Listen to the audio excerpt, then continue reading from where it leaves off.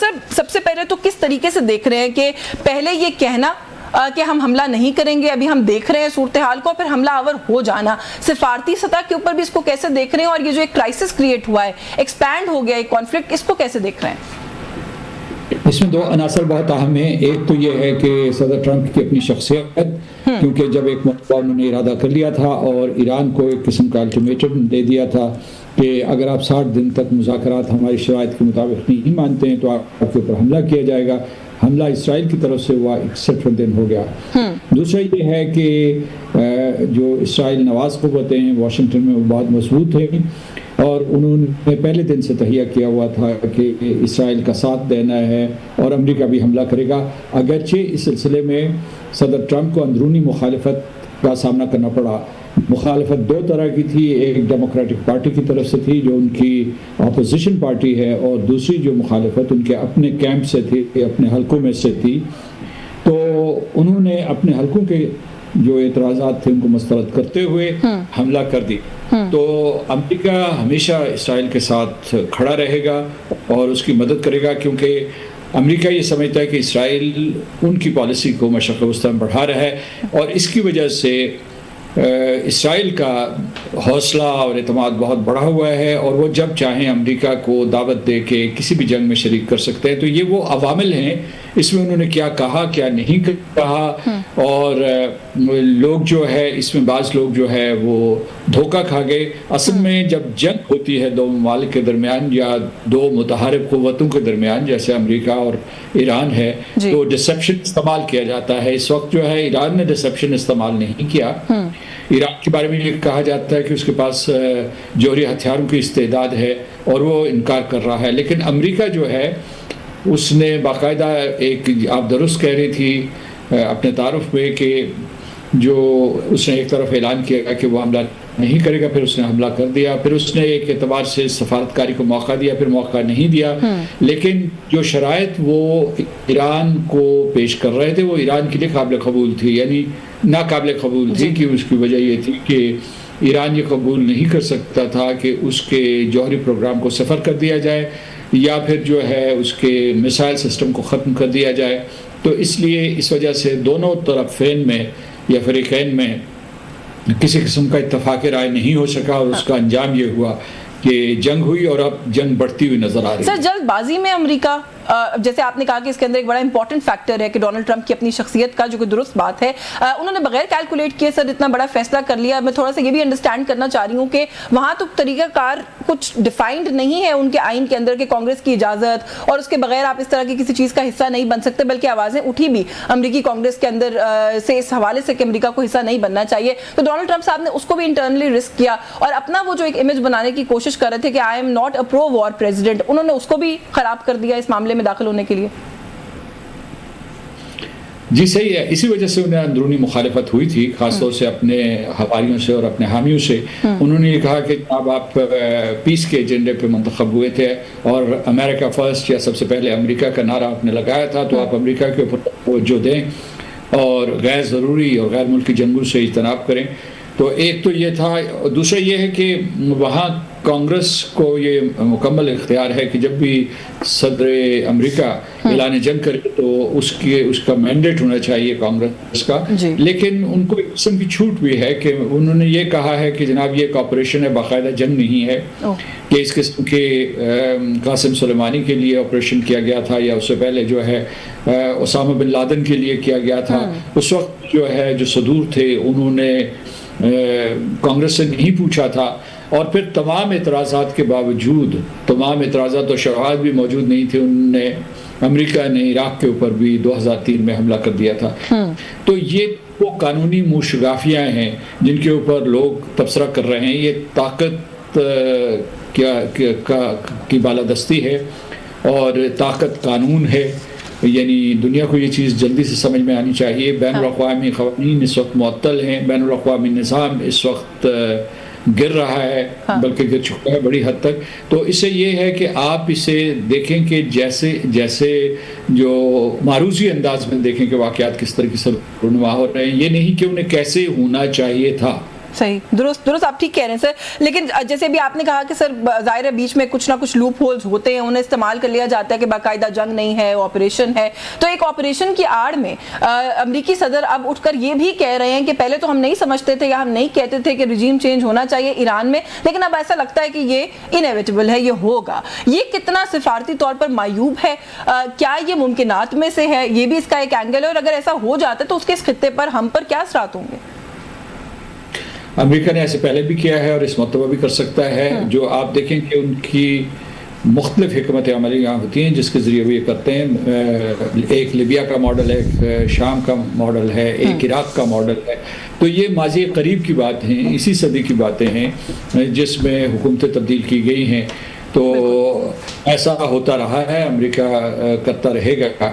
تو اس کے ظاہر ہے کہ ہمارے اوپر بہت خطرناک اثرات مرتب ہوں گے. جو آپ وہاں رجیم چینج کی بات کر رہے ہیں, ایرانی اس کا بہت برا مانتے ہیں کہ جی ہمیں کیوں رژیم کہا جا رہا ہے. وہاں ایک جمہوری حکومت ہے جہاں باقاعدہ انتخابات ہوتے ہیں اور ان کی رہنمائی جو ہے رہبر کرتے ہیں. تو اس لیے, اور دوسرے یہ ہے کہ یہ شروع سے اسرائیل کا بھی ارادہ تھا, امریکہ کا بھی ارادہ تھا کہ یہاں نظام حکومت بھی تبدیل ہو اور حکمران بھی تبدیل ہوں. کیونکہ سن 1979 سے لے کر اب تک امریکہ اور ایران کی دشمنی ہے, اور ایران کو یہ بات یاد ہے کہ امریکہ کا یہاں تسلط تھا اور انہوں نے 444 دن امریکن ڈپلومیٹس جو تھے ان کو یرغمال رکھا تھا. تو وہ امریکہ وہ چیز بھولا نہیں. اور ادھر ایران جو ہے اس نے ایک مضبوط مستحکم حکومت بنائی, ایک نظام بنایا, عراق سے مقابلہ کیا اور اس کے بعد جو ہے اپنی ریاست کو بچایا. تو ان میں بھی ایک مصمم ارادہ ہے کہ وہ مغرب کے سامنے, امریکہ کے سامنے گھٹنے نہیں ٹیکیں گے. تو اس لیے یہ اس کا منظرنامہ ہے. اب یہ ہے کہ وہاں بھی تیاریاں موجود ہیں اسرائیل میں اور امریکہ میں, اور اہل مغرب بھی ان کا ساتھ دیں گے. میرا مطلب مغربی یورپ کے ممالک ان کا ساتھ دیں گے کہ کسی طریقے سے یہاں حکومت اور حکومتی نظام تبدیل ہو جائے.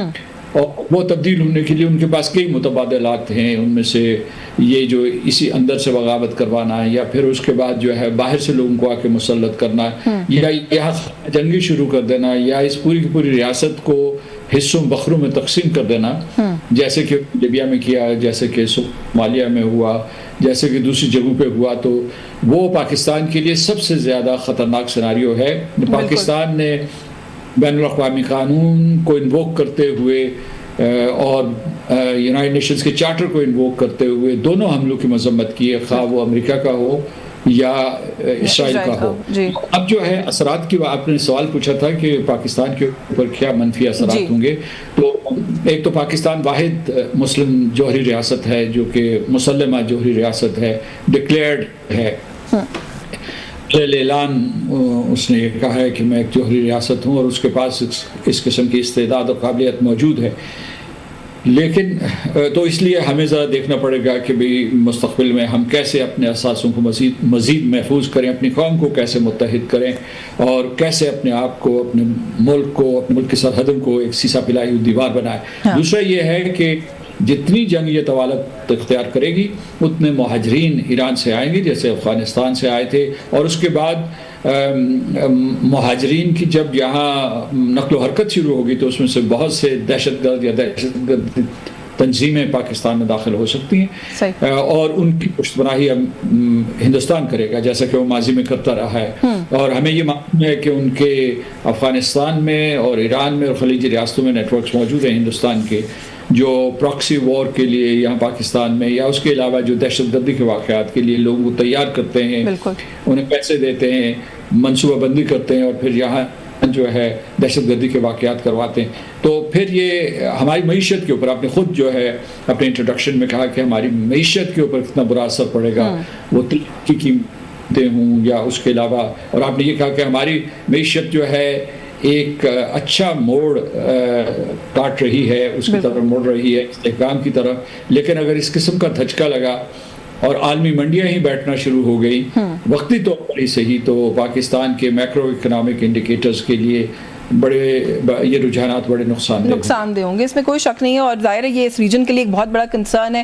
ریجن کی جب ہم بات کرتے ہیں سر، تو اور بھی کچھ بڑے پلیئرز بھی جو ہے وہ یہاں پر جو ہے وہ انوالوڈ ہیں. ابھی ہم نے بات کی کہ امریکہ کو کس طریقے سے جو ہے وہ مغرب سے حمایت حاصل ہوگی. سر ایران کو کیسی حمایت اور کہاں سے حمایت جو ہے وہ حاصل ہوگی؟ مسلم ممالک تو ایز سچ کچھ خاص مجھے کرتے ہوئے نظر نہیں آ رہے. باقی رہ گیا معاملہ روس کا، چین کا، ہمارا. یہ کس طریقے سے آپ دیکھ رہے ہیں کہ سپورٹ ایران کو مل سکتی ہے، اور کیا وہ ایران کے لیے ہیلپ فل ثابت ہو سکتی ہے اس پورے معاملے کے اندر؟ برطانیہ کے ایک سابق ایم پی ہیں، ان کا نام ہے جارج گیلووے. تو وہ کل جو ہے ایک پروگرام میں یہ کہہ رہے تھے کہ پی ایس مورگن کے پروگرام میں یہ کہہ رہے تھے کہ اس وقت دنیا جو ہے، دنیا کی اکثریت جو ہے مغربی ممالک کو چھوڑ کے، امریکہ اور اسرائیل کو چھوڑ کے، تو دنیا ایران کے ساتھ ہے. یہ بات ہوئی اصولی، سیاسی، سفارتی. تو لیکن عملاً اس وقت جو ہے کوئی بھی ملک ایران کی مدد نہیں کر رہا. اس کے دو طاقتور دوست ہیں، ایک روس ہے اور ایک چین ہے، اور ان دونوں ممالک کے ساتھ ایران کے دفاعی تعلقات ہیں. اور میرا خیال ہے کہ دفاعی ترسیلات آئیں گی، اور آتی رہی ہیں ماضی میں بھی. چین نے ایران کو ٹیکنالوجی میں بہت مدد کی ہے اور دوسرے شعبوں میں، اور اس کے بعد جو ان کے مثالز دیکھیں یا دوسری ٹیکنالوجی دیکھیں، اس میں چین کا کہیں نہ کہیں کنٹریبیوشن ہے. اسی طریقے سے روس کے ساتھ بھی اس کے دفاعی تعلقات ہیں. یہ تعلقات برقرار رہیں گے، شاید ان میں اضافہ ہو، لیکن کیا روس اور چین جنگ میں شریک ہوں گے ایران کے دفاع کے لیے؟ میں اس کے بارے میں کچھ نہیں کہہ سکتا، کیونکہ ابھی ایسے آثار نظر نہیں آ رہے.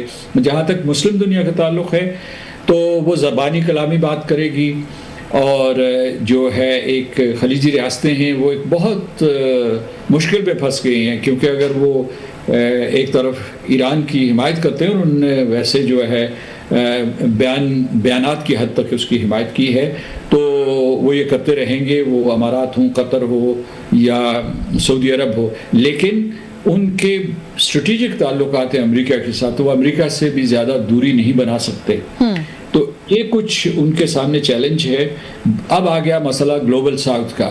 تو گلوبل ساؤتھ کے جو بڑے بڑے ممالک ہیں، ان میں سے ہندوستان اسرائیل کے ساتھ ہے، یہ بالکل واضح ہے. لیکن جو لاطینی امریکہ کے ممالک ہیں، یا افریقہ کے، یا جنوب مشرقی ایشیا کے، یہ سارے کے سارے ممالک جو ہے ویسے سیاسی اور سفارتی طور پر ایران کے ساتھ ہیں، لیکن ان کوئی اس قسم کی سخت ہے، نہ کوئی اس قسم کا ان کا منصوبہ ہے کہ وہ ایران کی عملاً مدد کر سکیں. بالکل ٹھیک ہے. تو عملی مدد کتنی ہوگی؟ سر تھوڑا سا آخر میں یہ انڈرسٹینڈ کرنا چاہ رہی ہوں، ڈپلومیسی میں کیا ایسے ہوتا ہے کہ آپ آ کے آن دا فیس آف اٹ کچھ کہیں، بیہائنڈ کلوز ڈورز کچھ کہیں؟ کیونکہ مارک روبیو یہ کہہ رہے ہیں کہ جو کوئی بھی مذمت بھی کر رہا ہے ہمارے حملے کی یا اسرائیل کے حملے کی، بیہائنڈ کلوز ڈورز وہ ہماری حمایت کر رہے ہیں، یہ صرف دکھاوا ہے. نہیں، دکھاوا نہیں ہے. یہاں اقوام متحدہ کا چارٹر ہے اور اس کے سب پابند ہیں، تو دکھاوا نہیں ہے. جن لوگوں نے بھی ان حملوں کی مذمت کی ہے، انہوں نے بڑی جرأت کا مظاہرہ کیا، انہوں نے ایک خطرہ بھی مول لیا ہے، اور لیکن اس کے باوجود انہوں نے وہ اصولوں کی بنیاد کے اوپر اپنا اپنے رد عمل کا اظہار کیا ہے. تو یہ نہیں کہ وہ ویسے جو ہے منافقانہ طور پر کر رہے ہیں، لیکن بہت سے ممالک کے امریکہ کے ساتھ مفادات وابستہ ہیں، مغربی ممالک کے ساتھ ہیں، تو اس لیے وہ ایک حد سے آگے نہیں جا سکتے. لیکن یہ میں آپ کو بتاؤں کہ اس وقت جو سب سے بڑا فنامنن ہے وہ یہ ہے کہ امریکہ کے بہت سے شہری، اور میں جو ہے نا مطلب یہ صرف حکمران جماعت یا اپوزیشن کا ذکر نہیں کر رہا، اس میں بھی بہت سارے ایسے عناصر اور ارکان موجود ہیں، لیکن اس سے باہر جو ہے شہری جو ہے ان کی بہت بڑی تعداد جنگ کے خلاف ہے، اور خاص طور سے اس بات کے خلاف ہیں کہ اسرائیل کے کہنے کے اوپر امریکہ وزیر اعظم نتن یاہو کا حکم بجا لائے اور پھر جو ہے جا کے جنگ میں کود پڑے. لیکن یہ آپ کو شاید یاد نہ ہو، لیکن یہ میں تاریخ کا حصہ ہے کہ 2003 میں اور 2002 میں جب امریکہ عراق کے اوپر حملے کی تیاری کر رہا تھا، تو دنیا بھر میں اور امریکہ میں بہت مظاہرے ہوئے، لیکن اس کی پرواہ کیے بغیر امریکہ نے عراق کے اوپر حملہ کر دیا تھا. اس مرتبہ بھی انہوں نے جو بھی اعتراضات ہو رہے تھے یا جو بھی صلاح دی جا رہی تھی یا ایڈوائس دی جا رہی تھی، اس کو درخور اعتنا نہ سمجھتے ہوئے امریکہ نے حملہ کر دیا ہے. اور یہ جو حملہ کیا ہے، ایک تو تہران کے اوپر کیا ہے، تہران کوئی بہت بڑا ملک نہیں ہے جو امریکہ کے ٹکر کا ملک ہو. وہ ٹھیک ہے ایک علاقائی طاقت ہے لیکن امریکہ کا مد مقابل نہیں ہے. لیکن انہوں نے جو اپنی سوفسٹیکیٹڈ ٹیکنالوجی استعمال کی ہے, B-2 بمبرز استعمال کیے ہیں اور سب مرین سے جو میسائل فائر کیے ہیں, اور اس کے بعد جو یہ انہوں نے جو کیا کہتے ہیں ان کو جو بنکر باسٹرز استعمال کیے ہیں, یہ demonstration of power to Russia and China بھی ہے. کیونکہ یہ کہا جا رہا ہے کہ جو بنکر باسٹرز تھے اس قسم کے یہ پہلے کسی جنگ میں عملاً استعمال نہیں ہوئے تھے, اور ان کا وزن ہی دیکھ لیجئے, ایک بنکر باسٹر کا وزن جو ہے وہ کوئی 14,000 kg کے قریب تھا, اور 75 کے قریب جو ہے طیارے اس میں شامل تھے. اور سو اس وجہ سے یہ دیکھیے کہ اور بہت شدید بمباری ہوئی ہے. ابھی دیکھنا یہ ہے کہ اس بمباری سے تابکاری ہوتی ہے یا نہیں ہوتی ہے. بالکل ابھی تک تو خیر اس طرح کے کوئی سائنز نہیں ہے, لیکن یس یو آر رائٹ کہ یہ ایک چیز ہے جو دیکھنے والی ہے.